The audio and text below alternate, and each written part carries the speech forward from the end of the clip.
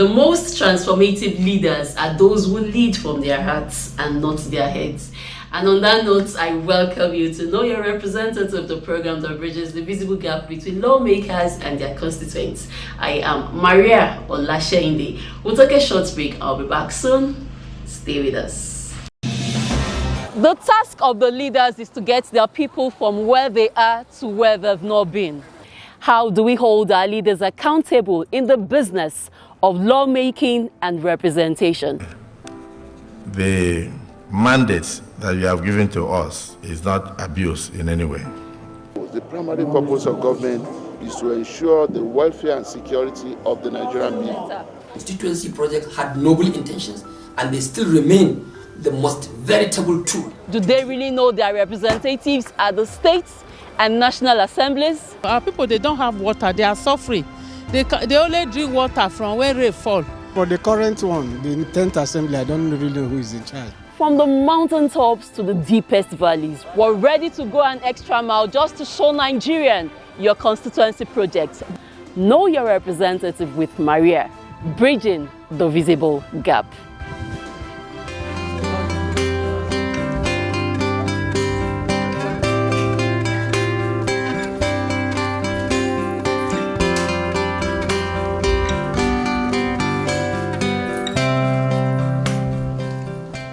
For Parliament to effectively fulfill its constitutionally assigned roles of lawmaking, representation and oversight, it is essential to adopt ethical standards and codes of conduct that promote transparency and accountability. In recognition of this need, the National Institute for Legislative and Democratic Studies (NILDS) convened a one-day capacity building conference on Thursday, September the 19th, 2024. The conference, titled Capacity Building Conference on Ethics and Code of Conduct as Tools for Enhanced Legislative Performance and Good Governance, was specifically organized for members of the House Committee on Ethics and Privileges. The Director General of NILDS, Prof.Abubarkar Olarenwaju Suleiman, speaks on the essence of the Capacity Building Conference for lawmakers. He noted that the conference aimed to equip lawmakers with the necessary knowledge and tools to uphold ethical practices, ensuring that legislative processes are conducted with integrity in the best interest of the public. As it provides an opportunity for members of the Committee on Ethics and Privileges of the National Assembly to engage in deep reflections and dialogue on how to strengthen the ethical framework guiding legislative conduct. The decision you make, the standard you uphold, and the behaviors you promote within this space will shape the reputations of National Assembly and, by extension, the overall perception of governance in our country. The effectiveness of our legislature, to a large extent, hinges on our commitment to ethical conduct. As members of the Committee on Ethics and Privileges, you are at the forefront of promoting transparency and accountability within our institutions. Your leadership is vital in ensuring that our legislative processes are not only transparent but also characterized by integrity and public trust. In a time when public confidence in government institutions is paramount, your role is more critical than ever. It is also important to emphasize that ethical orientations and the promotions of transparency within the legislature are not just internal matters for the National Assembly, but they are central to the broader project of national reformation, because good governance cannot thrive without a system where transparency and accountability are deeply entrenched. As such, today's gathering will contribute to the ongoing national dialogue on rethinking governance in Nigeria and ensuring that ethical leadership becomes the cornerstone of our democracy.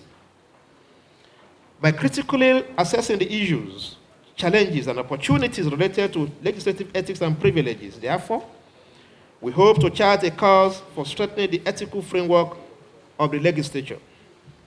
Furthermore, this capacity building initiative will empower members of the House to set new standards that will guide future generations of legislature in Nigeria.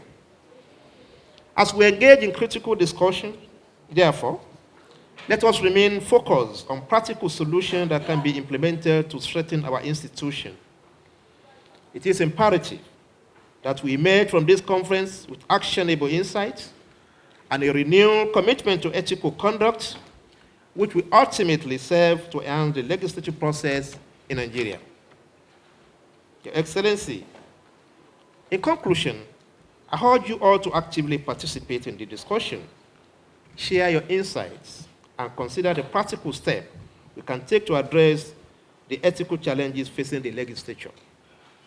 The conference is not just about diagnosing problems, but also about identifying solutions and pathway forward.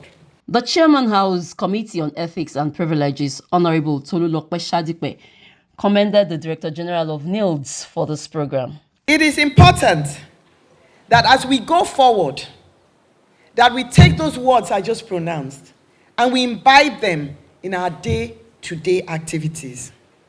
As we listen to the presentations and engage in discussions with our esteemed resource persons and panelists, let us all focus on actionable solutions that will further strengthen our legislature, that would put the 10th Assembly on the map of an assembly that was based on the platform of great ethics and the protection of privileges of not just our members, but of all Nigerians. Let us explore the challenges and opportunities surrounding the adoption of ethical standards and reflect on how we can create a more inclusive, transparent, and accountable parliamentary system. We will delve into the need for ethical reorientation, how strong ethical standards improve performance, and importantly, how we can collectively shape a better future for governance in Nigeria.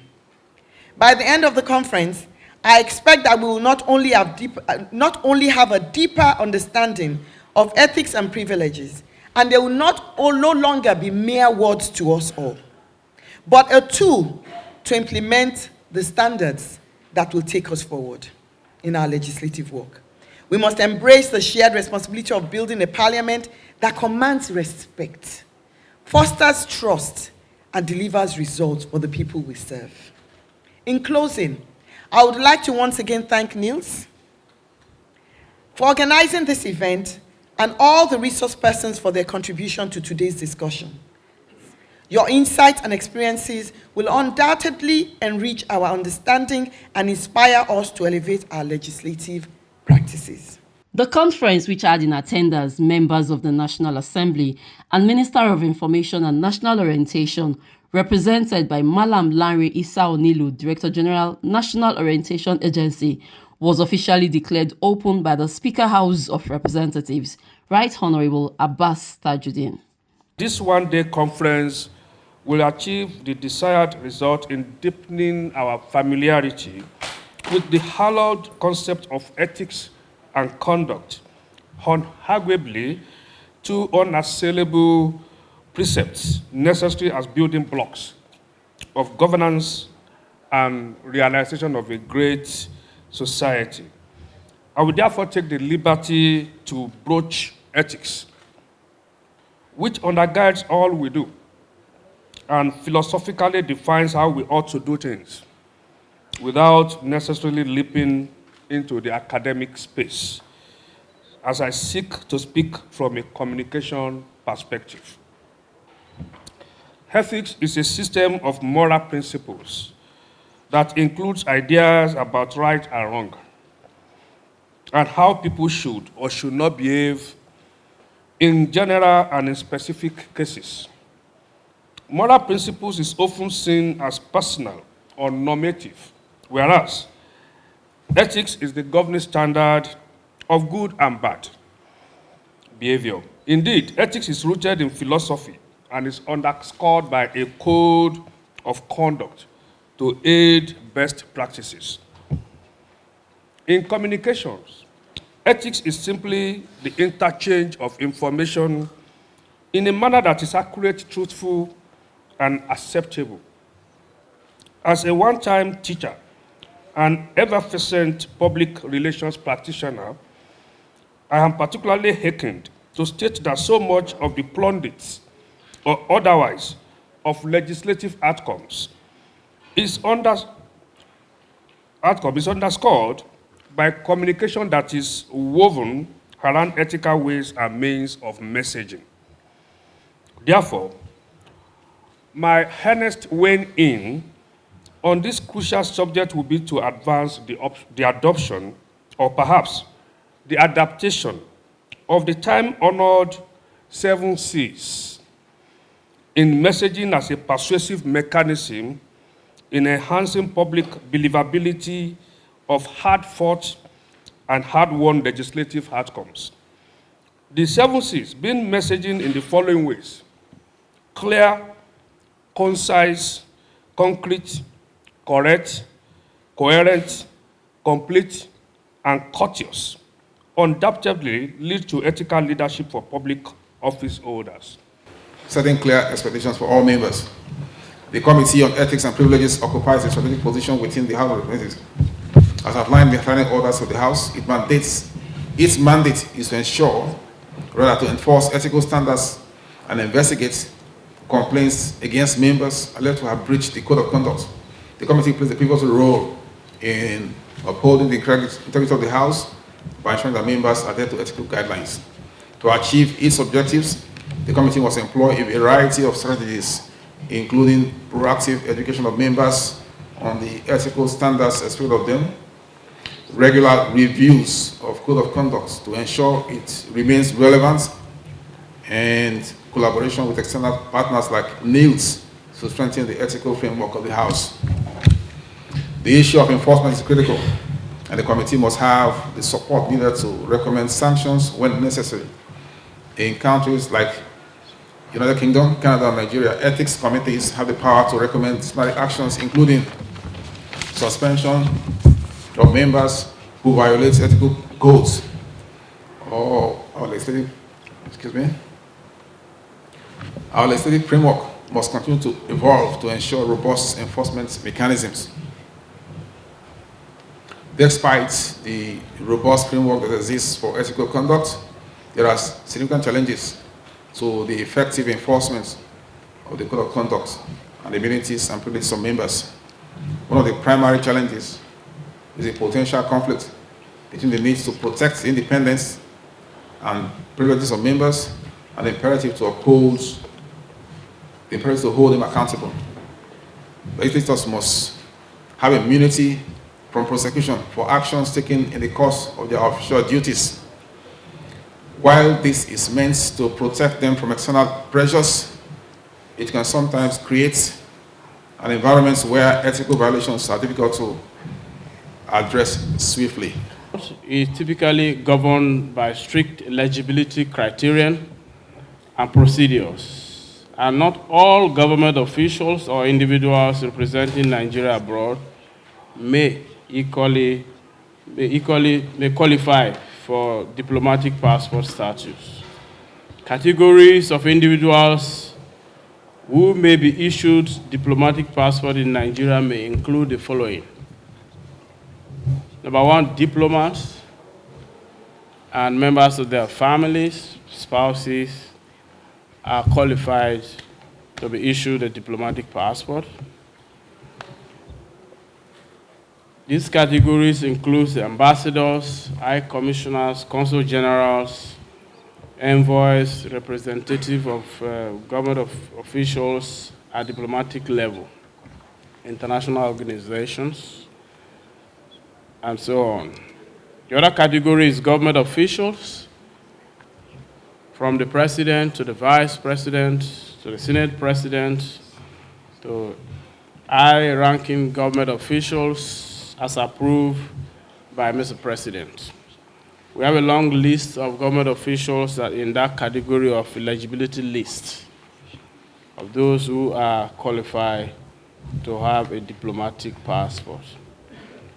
The other category is security personnel who are also assigned for diplomatic assignments, sometimes peacekeeping, and becoming defense attaches to our embassies are also qualified for this passport.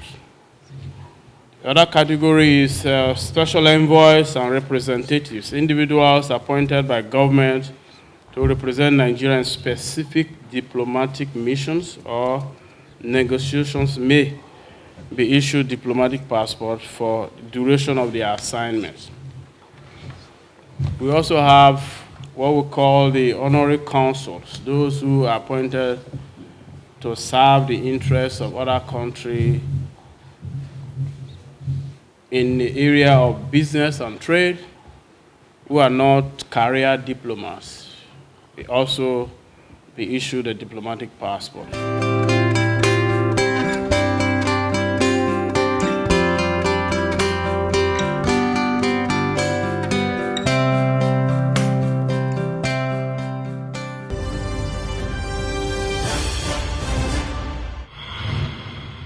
The task of the leaders is to get their people from where they are to where they've not been. How do we hold our leaders accountable in the business of lawmaking and representation? The mandate that you have given to us is not abuse in any way. The primary purpose of government is to ensure the welfare and security of the Nigerian people. Constituency project had noble intentions, and they still remain the most veritable tool. Do they really know their representatives at the states and national assemblies? Our people, they don't have water, they are suffering. They only drink water from where rain fall. For the current one, the 10th assembly, I don't really know who is in charge. From the mountaintops to the deepest valleys, we're ready to go an extra mile just to show Nigerian your constituency project. Know your representative with Mariah, bridging the visible gap. To the glory of God.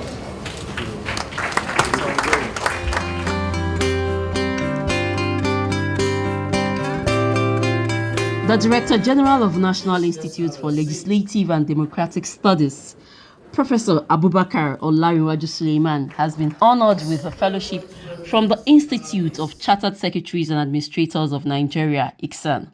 Professor Suleiman was one of the 3 distinguished Nigerians recognized with honorary fellowship awards during ICSAN's 48th Annual Conference Dinner and Awards, themed Reassessing the Governance Dynamics in Nigeria's Transition to Enduring Development and National Prosperity. While presenting the award, Mrs. Funmi Ekundayo, President and Chairman of Council, highlighted that this achievement represents the highest level of professional membership, but stressed it should be viewed as a stepping stone for further development. She emphasized that the honor opens the door to continuous learning and capacity building through various programs and initiatives. For any professional institute, the admittance of deserving members into the fellowship cadre is an important rite of passage which often comes with pomp and pageantry, as fellowship is the highest form of membership for most institutes. I therefore felicitate with our members who have been admitted as fellows today. It is not easy. It is not an easy feat at all to become a fellow of ICSAN, considering the several years of experience, unblemished record, as well as proven dedication to the institute that must be accomplished and established. To our incoming fellows, please note that this elevation comes also with higher responsibilities. As the institute has deemed it fit to accord you due recognition as fellows, the passion, the dedication, the commitment and allegiance to the institute that fellows should exhibit will be expected from you. Among other things, we would urge you to continue with active participation in all of the institute's programs, which include, as you know, the annual conference, the roundtable on corporate governance, the public lecture, governance practitioners day, and so on and so forth. We would also encourage you to continue with us and passionately too on the journey of collective contribution to the Institute's growth, to the advancement of the profession, and also to the socio-economic advancement of our nation, Nigeria. We all need all hands on deck to achieve these goals. Having passed the prescribed institute examination and having associates, having gotten the required practical experience for upgrade to fellowship, having satisfied their financial obligations to date, I want to confirm that today, I think I'm one of the luckiest chairman of membership committee. If you look at the number of professors that will be inducted today. They are men of high pedigree, men of integrity, and unquestionable passion for the institute. they have gone through the necessary process, and having satisfied the council or the institute with regard to their character and their positions, they are fit and proper persons to be elected fellows of the Great Institute of Chartered Secretaries and Administrators. On that note, I, Suleiman Oyedele Togude, FCIS, membership number 0856524, being the chairman of membership and branch liaison committee of our Great Institute, hereby present the following members for admission into fellowship grade of our Great Institute. I will start calling their names and they will be coming forward.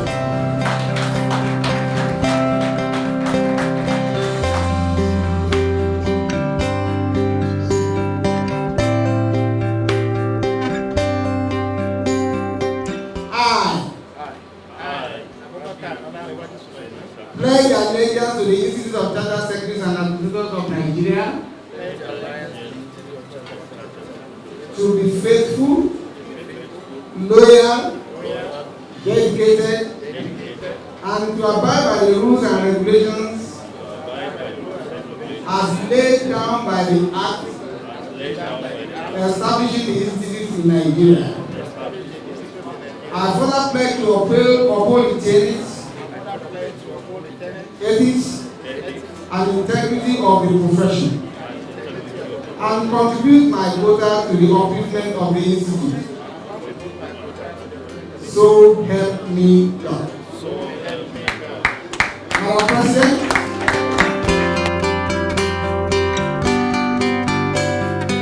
I have the honor and privilege to confer on these great Nigerians the fellowship of our Institute of Chartered Secretaries and Administrators of Nigeria. Congratulations.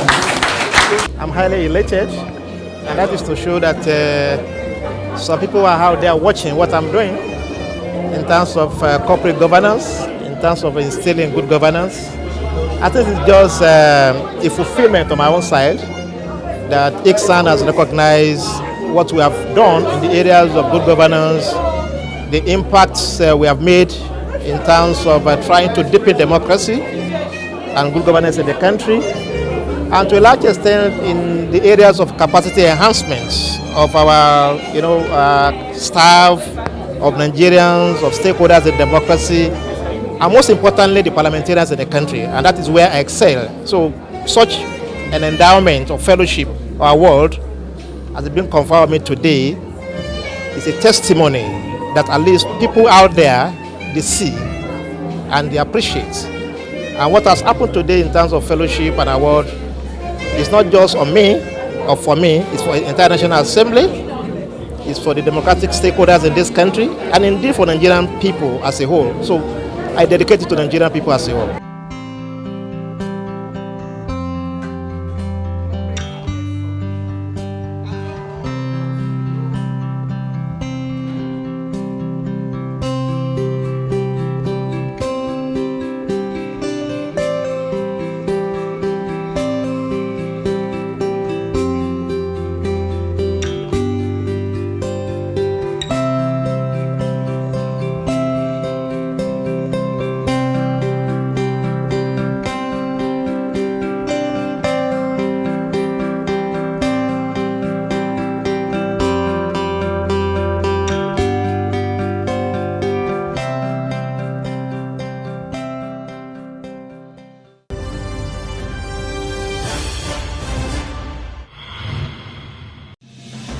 The task of the leaders is to get their people from where they are to where they've not been.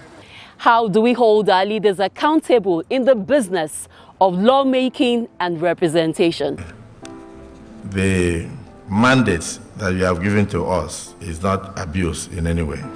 The primary purpose of government is to ensure the welfare and security of the Nigerian people. Constituency project had noble intentions, and they still remain the most veritable tool. Do they really know their representatives at the states and national assemblies? Our people, they don't have water. They are suffering. They only drink water from where rain fall. For the current one, the 10th assembly, I don't really know who is in charge. From the mountaintops to the deepest valleys, we're ready to go an extra mile just to show Nigerian your constituency project. Know your representative with Mariah, bridging the visible gap. Thank you for being a part of the program Know Your Representative with Mariah. Join me same time next week as I bring another interesting edition. For missed episodes, you can catch up on our YouTube page, My Base TV. Thanks for watching. I am Mariah Olashende. Goodbye and God bless Nigeria.